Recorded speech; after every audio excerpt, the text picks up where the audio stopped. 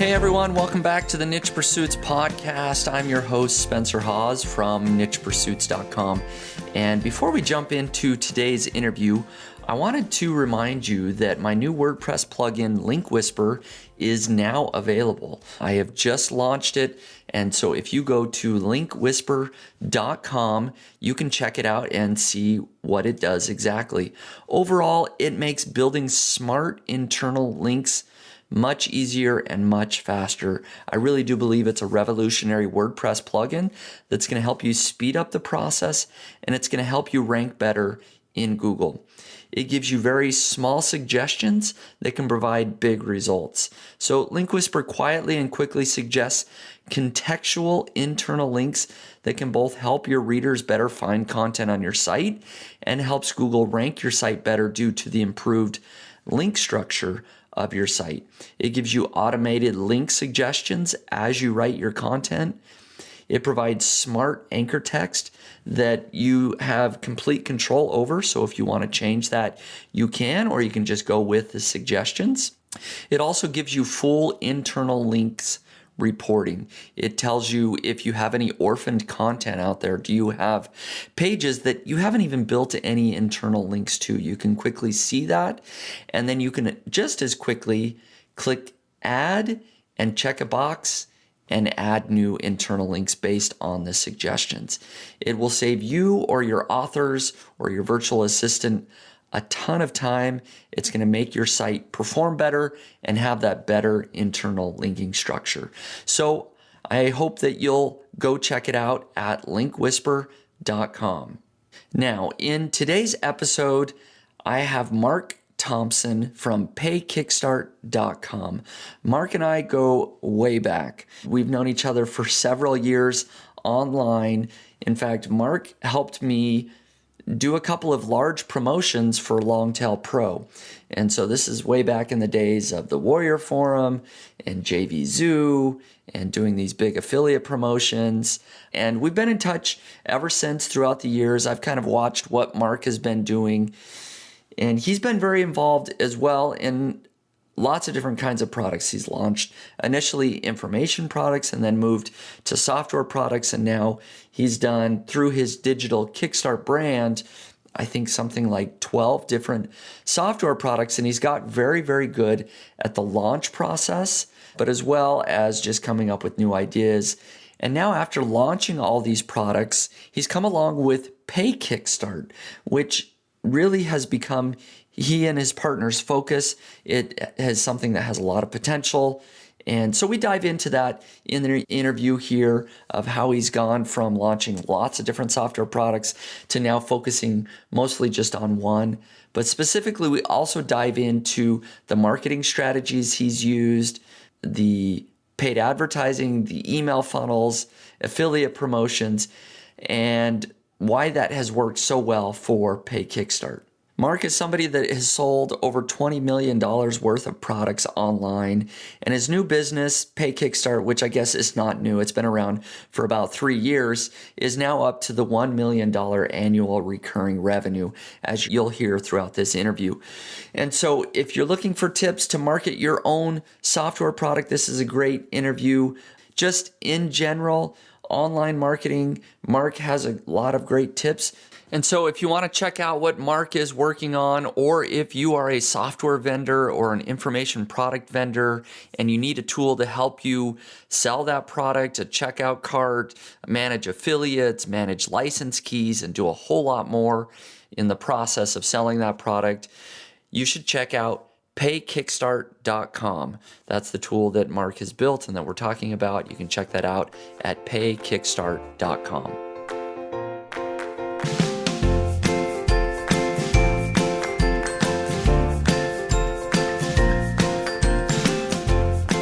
Hey, Mark, welcome to the Niche Pursuits podcast. Thank you for having me, Spencer. I appreciate it. Yeah, it is great to have you on the podcast. We actually go way back. We've known each other quite a while. I don't even remember the year, probably maybe 2013, something like that. You helped me with a big affiliate promotion for Longtail Pro. Absolutely. Yeah, it was right around then. So we've known each other for a while. It's been exciting to see what you've been working on and watching you grow as well. So it's cool. Yeah. I don't even remember exactly how we connected. I think I just saw you doing a lot of other promotions and things were going really well. And so I had reached out to you and said, hey, do you want to help me out, doing a big promotion for Longtail Pro? And you were game for that. And yeah, we've been in touch ever since. Yeah, I think at the time, I had really nailed down the product launch formula just because I had launched a bunch of different products. And so I think I may have reached out to you. I know I was looking on like ClickBank or some other marketplace and just trying to find some products that maybe were either underperforming or had more potential. And I started connecting with a bunch of product creators, and Longtail Pro kind of spiked my interest. And so I think that's originally how we connected. Yeah. No, that's very possible. And we ended up doing 2 launches together. Both went extremely well. So thanks again for the help doing that for sure. So let's get a little bit of your history, though. What was your first online business venture ever? Well, so I started in the offline world. So I worked for a few different marketing agencies. So I did that for about 5 years. So that's really where I was kind of in the trenches, just learning. Everything I learned was self-taught. At least at the time when I went to college, there wasn't an internet marketing degree. I went to school for marketing, but they didn't really teach you much about driving traffic and generating leads and sales. So everything I learned was self-taught. And so I worked for a few different marketing agencies, and I helped local businesses just with things like search engine optimization, pay-per-click, email marketing, social media. So I did that for about 5 years, and that really laid the foundation for really understanding how the internet works and how to create a business online. And so about in 2011, I would say, is when, and maybe even 2010, is when I started to learn about this whole world of creating products, creating information products or software, and launching them out to the marketplace and having people buy them. And so I kind of stumbled onto the Warrior Forum, and I saw all these people selling thousands of units of their products in like a week's time. And I'm like, how are they doing this? They're generating hundreds of thousands of dollars. And it just kind of spiked my interest. And so I started to reverse engineer what these guys were doing. And to make a long story short, I got fired from my last job with one of the marketing agencies that I worked for, and I just dove head first. I kind of had one foot out the door anyways, because I was learning more and more about how to take your knowledge and wrap it into a training program that people will buy. And so that was kind of how I first got started. I started to create information programs, just teaching people what I knew, and then that evolved over the years to learning about software, which I knew nothing about. I'm not a developer. I'm not really that technical, but I hired a development team to create a piece of software for me. And I realized that software was kind of where I wanted to be. I noticed that software was an easier sell and people would pay more for it. There's more perceived value. And so over the last, I'd say 5 years or so is really where I found my sweet spot. And that's, creating software. Yeah. So what was your first software product that you launched? The first was a WordPress plugin called List Eruption, and it's a viral list building tool. And I hired a development team. I don't know if you ever heard of Pop-Up Domination. That was an old school pop-up. I remember that one. Yep. So I actually found out who developed that product because I really liked it and I used it. And so I hired that development team to build List Eruption. So I had the idea for this product, but I didn't really know the process of creating the software. So I was just like, here's my idea. Here's the concept. Here's the functionality that I want in it. And, tell me how much it's going to cost. And I think I paid like $30,000. And at the time that was a major risk on my part because my bank account was pretty low. And so, I put a lot of eggs into that basket. And so they built out this tool. But the one thing I realized was I didn't really know how to market it either. So I had to kind of learn the hard way, and I launched it, and it didn't do that well initially, and so I realized that I needed to hire a mentor or a partner to help me, just really show me the ropes on how to build relationships with affiliate partners and learn really about this one particular marketplace. And at the time it was the Warrior Forum. Just learn how it functioned and how it ticked and how people were doing it. And so I hired a mentor, and he helped me kind of, start to generate sales for it. And I think we did a 6-figure launch, which was like life-changing revenue for me. I had never done anything like that before. Yeah. And I was just like, man, this is amazing. And so I just learned that whole strategy, that whole product launch formula, and I started to create other apps as well. Okay. So I have a whole lot that I want to ask you about down the road. So maybe we'll fast forward a little bit here. To date, if you know the number, how many software products have you launched in total? Oh God. I mean, Give a rough number. Internally, we've launched probably, 12 to 14 different applications. Some were obviously larger than others. Some were just very simple, WordPress plugins or simple SaaS applications. And then over the years, like what we did together, I collaborated with a whole bunch of people just to help launch their own products. So I probably did that, I don't know, maybe 10 times, where we would take their product. I just had a really good system in place to help expose that product to a large market of buyers. And so I did that as well for about 3 years. Okay. So software products that you've created, 10 to 12, or I think you said 12 to 14 maybe there, and those all fit under the Digital Kickstart brand, correct? Yeah. So Digital Kickstart kind of that's our parent company for all the different products that we've created over the years. Okay. And so maybe just tell us about your business right now, because you went through this process doing a lot of launches for other people, and then you created your own products under Digital Kickstart. And then, just kind of where are you now and what are you focusing on? Yeah. So, where we are now is we've evolved a lot over the years. And so, and I can kind of briefly touch on kind of the evolution. But PayKickStart is it's kind of we've branched it out as a separate company. And it's our shopping cart and affiliate management solution. So, when we were launching all these products, we've used lots of different shopping carts to sell our products. And so we were just never really satisfied with what was available. And so we actually created our own internal shopping cart to accept payments. And at the time, it was using Infusionsoft only to manage the affiliate partners, because we didn't have an affiliate management part of our internal tool. But over the years, we started to create all of these added features that we needed to run our business. And we quickly realized that other people were having the same challenges and pains and struggles that we were having. And so we were like, man, let's take this internal tool that we're using to sell our products, and let's relaunch it. We'll skin it and we'll brand it. And that's what we did. So PayKickStart, it's been around for about 3 years now, and it's evolved. I mean, it's completely different than when we had it for our own internal use. And so now, vendors can use the platform to launch their products to, so we work with SaaS companies, we work with information marketers, we work with service-based companies like coaches. That's really our bread and butter. And so, it's just evolved over the years from when we first launched it. And now, God, there's just so much flexibility to it. There's everything under the sun, from, all different checkout page designs to one-click upsells to coupon codes to tax management to really everything you need to start selling your products and services online. Yeah. And I think a lot of people maybe don't realize that haven't launched their own information products or software products.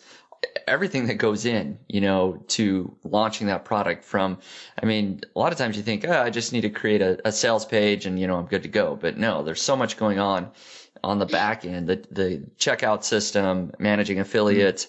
How do you deliver license codes and, when people activate their software? And anyways, PayKickstart does really all of that back end stuff, which is very, very cool. So I didn't give you a warning, but one thing I do like to do on my podcast here is like to ask about how successful people's businesses are. And so whatever you're comfortable sharing so that people can understand the success of your business, that can either be with, PayKickstart, or if you want to talk more about, the success you had with Digital Kickstart and all of those brands, either income numbers or traffic numbers, whatever you're willing to share there. Yeah. So, we've publicly said, so we've generated about $20 million online from everything from Digital Kickstart, PayKickstart. And that includes, from our product sales to also helping our partners that we're launching products with them on their behalf, to being we're also affiliates, right? So whenever you're a product creator, kind of affiliate marketing as a byproduct of being a product creator, because you start to build a list of customers, you start to build relationships with those customers, and you can start to promote other products that you think are relevant to that customer list. And so we've been fortunate enough to generate millions, about $20 million in sales from, all these different, avenues in our business. And so I would say today with PayKickStart, we're right around the 1 million ARR number. So Awesome. so it's been kind of a milestone for us to get to that point. And that's kind of where we're at right now. No, that's huge. Obviously I've seen the success that we had with Longtail Pro, and I've seen, what you've done with other launches. So I know you've been very successful over the years. So it's great to have you on and kind of pick your brain a little bit as well. I do want to just ask maybe one final question about sort of Digital Kickstart. What's the future there? You mentioned that, you've separated PayKickStart to its own separate company, but what's going on with all the other products you got there? Yeah. So what we've done is, we kind of took a step back a couple of years ago when we, really started to get serious about PayKickstart. We did shift some resources, like development resources, and some of our time and energy over to PayKickstart, and that's really been our core driver, our main business that we're focused on. But we still have Digital Kickstart, and it's been such a great asset for us for so many years. And so what we decided to do was, we took, there's still that 80-20 rule, right? Like 20% of our products drive 80% of our revenue. And so out of that suite of products, that portfolio that we have of products, the majority of them, they've kind of reached their life cycle. So we still sell them, and we still support them. If there's bugs or there's updating that needs to be done, we totally still do that. The last thing we want to do is create a product and promise our customers, that, and then have it just pull it right off the market or not allow them access. So we still allow them to use it, and it still does exactly what it was promised to do. But then there's the 3 or 4 applications that are really our best sellers. We have a product called Easy VSL, which is probably one of our best selling products, and for that one, we're still innovating. We're still, adding new features.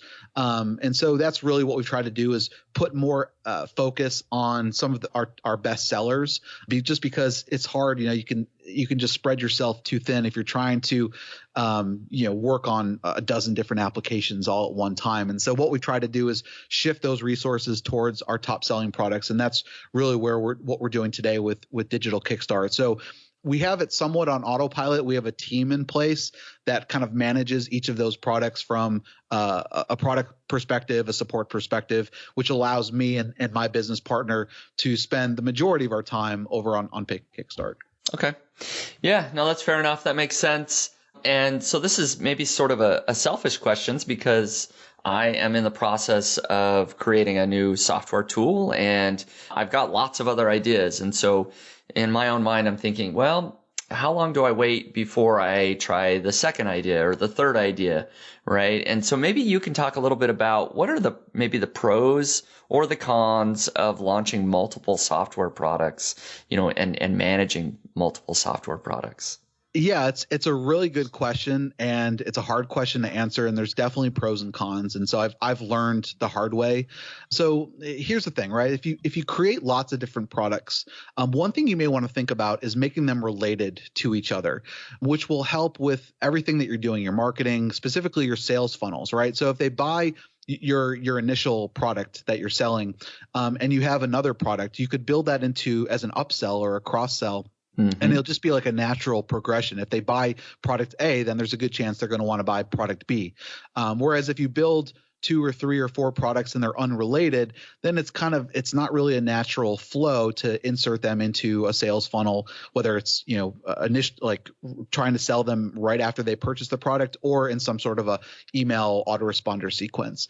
The problem is that when you start to create lots of different applications, and especially if you're doing like a one-time product or one-time price, you're really kind of doing everybody a disservice, because what happens is you generate a nice influx of sales initially, and then there's really not an incentive for the vendor to continuously evolve that product. And one Right. thing I learned the hard way was, I was like, oh man, we can generate, a good amount of revenue from this one product launch, and then we can do another launch. And what happens is, each product is its own like living organism. It needs to be evolved, and no product is ever perfect.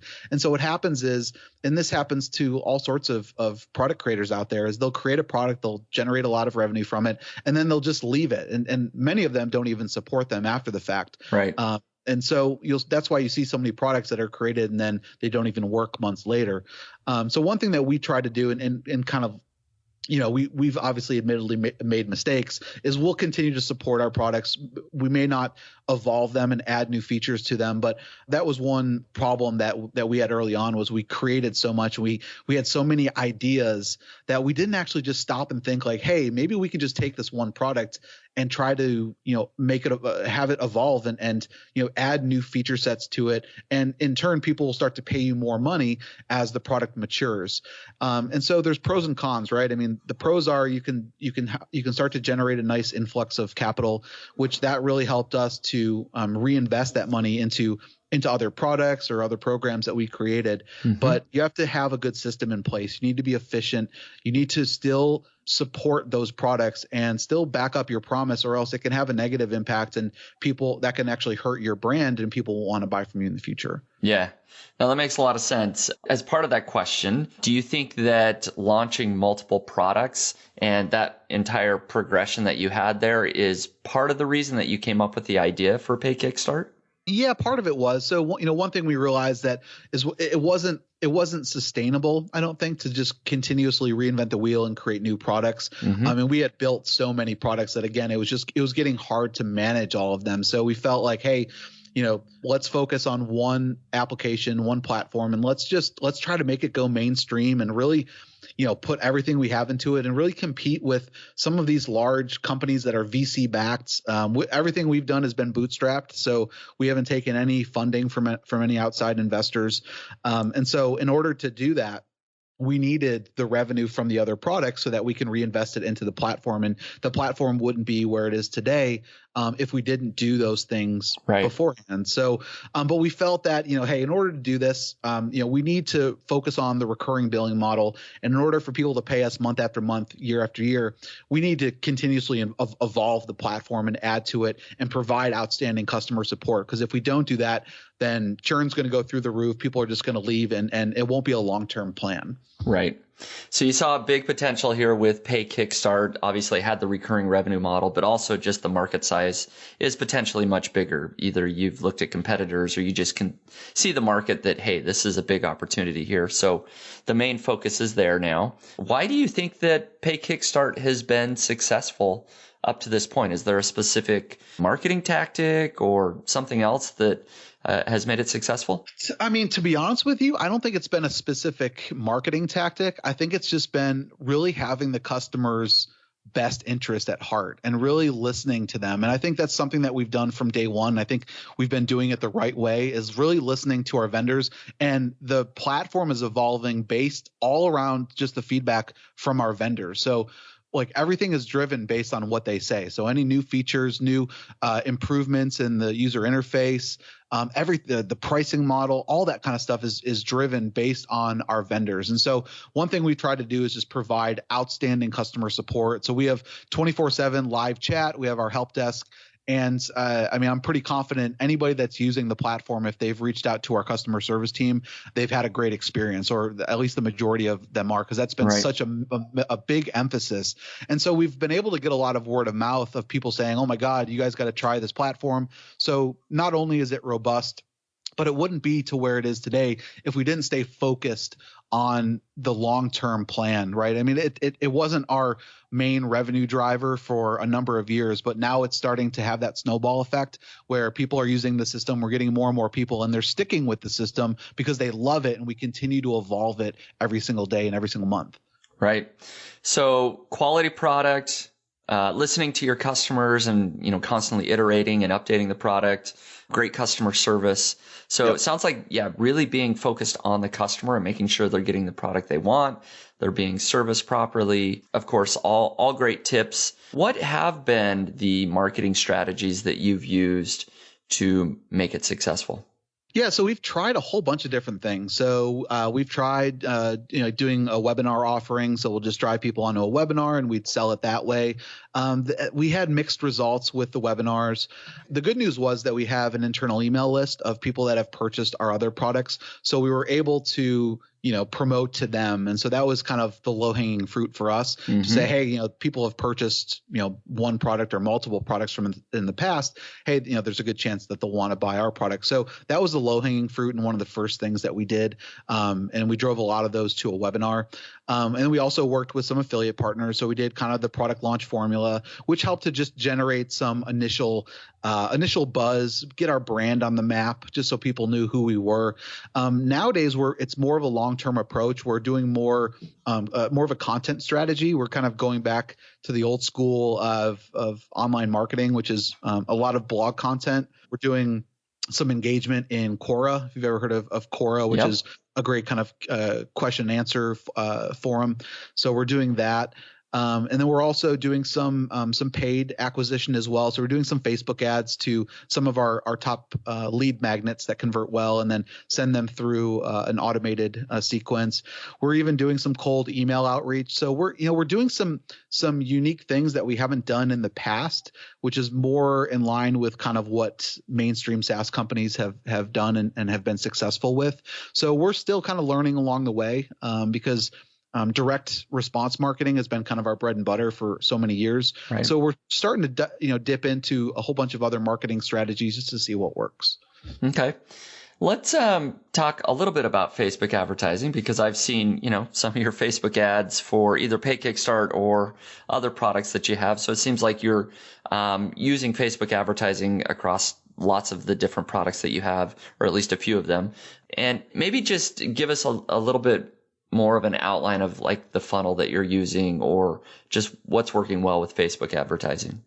Yeah. So another good question. So one thing that we have currently is a churn problem. So our churn is much higher than we want it to be. And so one thing that we are not doing is we're not investing a lot into Facebook ads, at least for PayKickstart. So one thing we are working on is how do we improve the onboarding experience for each vendor? For so many years, we focused on the feature set that we actually didn't focus on the onboarding experience and getting the new vendor to first value as quickly as possible.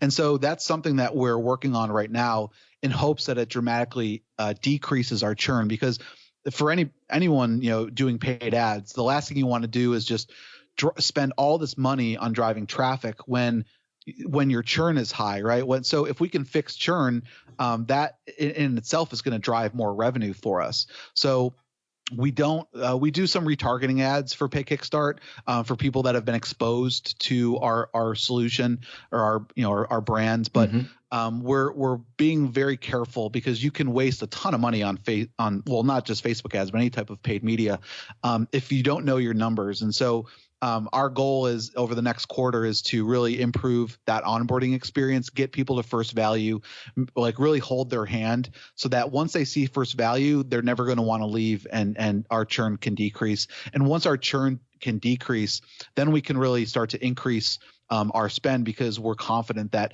once we get a new free trial customer, we can lead them to being a paid customer much more efficiently. Mm-hmm. Okay, that makes sense. What about your email follow-ups? Whether you get a free trial customer or somehow get people onto a, sort of a warm leads list, how often are you emailing them? Are you sending them to the sales page, et cetera? What does that funnel look like for your emails? Yeah. So, currently, if you sign up for a free trial, it's 14 days. And so what we did was we actually created a 14-day sequence where each day they get a link which goes to a landing page, and it has a video just kind of introducing them to a different part of the platform.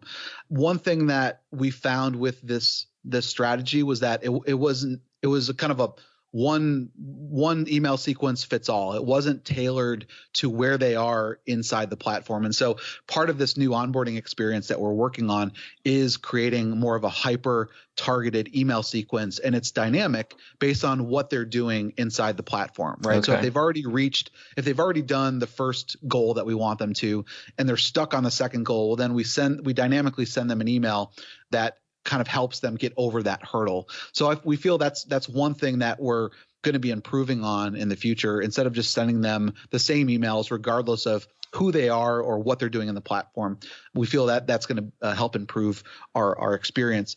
In terms of people that haven't signed up for a free trial, what we usually do is we'll send them to some sort of a lead magnet. We'll give them, we'll give them the lead magnet, and then I think we have like it's like a 21-day email sequence. We're not emailing them every day, but we'll expose them to some other content, some case studies, as well as a webinar, just kind of a general webinar showing them, what you can do. And one thing that we want to do in the future is start to segment all of these people who are signing up for lead magnets, because a SaaS company is much different than an information marketer selling, video training. Right. And that's much different than a coach selling their services. And so, of course, this is kind of an evolution over time, but we're starting to see different pockets and different segments of our users, and we want to start to give them a more personalized experience. And so that's something we're in the process of working on as well. Okay. What email software tool are you using to segment and tag and send different content to different email subscribers? We use ActiveCampaign for our main autoresponder, and then we also have Intercom as well. So we'll also do some segmenting through Intercom. Okay. Very cool. So what would you say is one feature or one reason that people come to the PayKickStart platform? Is there one particular reason that most users are either switching from a current provider or just new users coming on? That's a good question. And the answer to that is it depends on who the customer is, right? So if you're a SaaS company, you're mainly interested in the subscription-based features, right? Like being able to customize the pricing and do things like add-on pricing or usage pricing, that type of thing. So we have lots of built-in functionality to allow customers to subscribe to your service, and then also you can add add-ons. We have an API that's really flexible that allows you to really almost do any type of pricing you could possibly want. So from a SaaS vendor, being able to have that flexibility is really important. From a information marketer, maybe you're running a membership site, having things like obviously the subscription stuff is really important. Allowing people to pay with PayPal or credit card or ACH wire transfer, that's really nice. We also have a customer billing portal, which allows the customer to manage their subscription themselves. So it's all automated, right? So if we have a Dunning management sequence as well. So say the customer's credit card expires, they can go and update their billing details. Or if they wanted to upgrade or downgrade to a different membership level, all of that stuff is automated for you. So we've built in all that functionality for those membership services that are also still focused on the recurring model as well. And then, there's literally so much. We allow things like if you're focused more on affiliate marketers, we have the affiliate management where you can do things like instant commissions, where you can pay out those commissions to an affiliate right at the point of sale when the customer purchases. We make it really easy just to manage all of those payouts. We have a built-in marketing material, so you can provide email swipes and banners to those affiliates.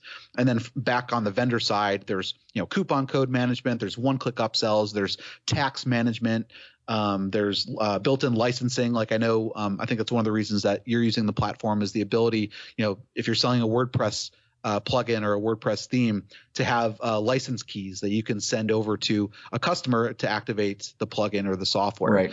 So there's all that added functionality. And so I think one of the biggest things is just the flexibility that there is. Yeah. And there is, like you said, I have had a chance to look at the platform and dive in and see everything that's available. And there is a lot. There is a lot there. It's very flexible and can work across a lot of different use cases for different types of vendors. And so it is a great tool. Shifting gears slightly here, just talking about developers. Do you have a team of your own full-time developers, or is that still outsourced somewhere? What does your development team look like? Yeah, it's they're all full time. They're spread out over the world. So we have a virtual office. We've always done it virtually. So we've gotten pretty good at working with people from all over the world. We actually have kind of a small office in like Russia with four guys there. Then we have a small office in South Africa. So what we typically find is if we can find one or two developers in the same location, they usually know of other developers in that location as well. And so we've been able to kind of make little satellite offices all around the world. So that's been really nice. But yeah, our development team, we have about eight like full-time developers. Then we have two designers. We have a full-time QA guy, just does nothing but testing and like automation, automated tests. And then we have four like first line support guys. So how do you find a good developer? What was your process of finding at least those initial one or two developers? How much time do we have? So there's definitely an art to finding solid developers. The first part is just having good communication with them, which can sometimes be very hard, especially if you're working with people overseas. So some people I can communicate with over the phone. Other people I just strictly chat with them on Skype or on Slack. And so I guess one thing that's really important, at least for us, was to have we have an amazing CTO. He's super knowledgeable. And so he's able to vet these people, whereas like myself and my business partner, we're not technical, we're not coders. So, a developer could just say all sorts of stuff. We wouldn't really know what he's talking about. So once we were able to get a CTO that we really trust and who's able to kind of manage that was really helpful for us because like early on, we used to go through developers really quickly, especially before PayKickStart, just because, you found out the hard way, right? You found out that they didn't know what they were doing or the approach that they took wasn't the ideal way. And you'd have to rebuild stuff and it was really annoying. So what I would try to do early on was get as many referrals as possible, which can be easier said than done because a lot of vendors, once they find a developer that is solid, they never let them go. Right. But yeah, so we learned the hard way. And so we were able to get a couple solid developers. And the good news is, knock on wood, a lot of the guys that have been with us, they've been with us for years. I mean, they've been with us for 5 or 7 years. So nice. It's been good. So the CTO that you have, was he initially brought on as like a developer and he was just really great and now you use him to manage other developers as well? Yeah, so he's from South Africa, and he actually had a couple developers in an office there, and so so we initially connected with him, and he started helping just as a developer, and then we just saw his talent, and he quickly rose to the top, and so we kind of were just like, we'd love for you to be our CTO and manage the overall team, and that's kind of how it happened. So it happened. There's just kind of a natural progression there. That's awesome. Very cool. So you've mentioned that you have a partner in PayKickStart, and that's Matt Callen that a lot of people may be familiar with as well. But why did you go with a partnership on this business? Was it an idea that you guys came up with together, or who came up with the idea? Just anyways, why the partnership? Yeah, so Matt and I, we met, I mean, it's been years ago now. So we actually are partners on the other business, on Digital Kickstart. And so one thing I learned early on was that you can't do everything yourself, right? You always need to bring in talented people, like-minded people that have the same vision as you. And so Matt and we had worked on a project early on years ago, and I just really enjoyed working with him. He's super laid back. He's easy to talk to. And more importantly, his strengths are my weaknesses and vice versa. So we complement each other really, really well. And so we worked on a few projects together, and so we're like, we just worked really well together. And so we just felt that it made sense for us to partner on this. And I think the most important thing is just that we complement each other very well. He's more of an analytical guy behind the scenes, like a numbers guy, and I'm not. And so, we were able to delegate our roles and responsibilities very easily. Okay. So it sounds like the partnership's gone pretty well. No issues there. I know a lot of people talk about, partnerships that don't go right. But it sounds like things have gone well. Yeah. I mean, I've had, I don't know, maybe 4 or 5, probably like 4 partners. And Matt's been, really great to work with. I mean, obviously it's like a marriage, really. I mean, anyone that has worked with a partner, it's like a marriage. And of course you're going to have your ups and downs, and there's going to be disputes and arguments about stuff and disagreements. But what's really nice is if, both you are reasonable and you're both listening to each other, then it makes it just that much easier to, come to a consensus. And again, it's just like having a spouse, right? Yeah. Yep. So, very good. Basically, just one or two more questions here. Just give you a chance to give any final tips or advice for online entrepreneurs. That can be anything from, that are looking to launch their own product or do anything else. But yeah, just any sort of general business advice or tips for online entrepreneurs. Yeah, I think the two biggest things are just getting out there and meeting people and starting to build that network. And when I say network, it could be mentors, just people you look up to and ask for advice. It could be partners that you're working with on a product or a business. It could just be like meeting talented people, like talented developers, designers, support people, just to start to build that foundation, that framework for your business, and just surround yourself around those people. The other thing would be just to start taking imperfect action. Too many times I see entrepreneurs or people trying to create a product that they just want perfection. I think it's kind of in our DNA as entrepreneurs to be perfect. And unfortunately, no product is perfect. There's always that evolution. There's always going to be improvements that need to be made. And it's the people that, try to create something, and instead of it being 6 months, it takes 2 years or 3 years or 4 years. And before you know it, you've run out of money and you don't know what to do. You have to go back to a 9-to-5 job. So just taking that imperfect action, and it's okay that it's not perfect, but as long as you're willing to listen and fix things and improve on things, then you'll be just fine. And then just finally, if people want to stay in touch with you, is there a place they can go or a place they can reach out to you?